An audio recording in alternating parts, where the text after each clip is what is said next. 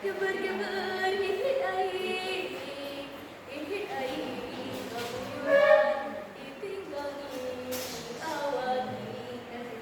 Keringet, sudah budak awewe teh usik, pok dilancep lawi. Keringet deui awak teh usik, kitu wae nepi ka hidupna budak awewe teh. Barang hirup, gabruk, dirontok melancepna bari diciuman, sarta ngomong, Nyai, dina maneh kesalamet deui, aku boga pagaweulan, hayang aran di leuwih Cipatahunan. Saenggeus kitu, isukna budak duaan teh ngajeun rakit. Dina poe tadi teh, rakitna geus alus, sarta dibawa aran ku dua anak di leuwih Cipatahunan.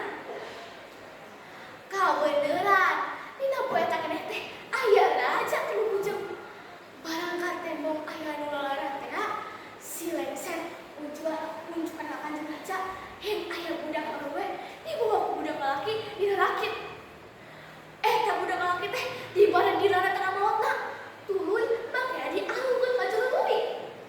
Ari adina enggareg we kapaehan tuluy cendak meulih rek diangkeun putra. Barang supina karaton budak teh inget deui ulah jadi pariksa di mana asal usulna saha ini bapana jeung saha lalaki nu tadi jeung parantina. Budak teh ngajawab, Gusti, abdi teh teu parantos teh induk teu bapa.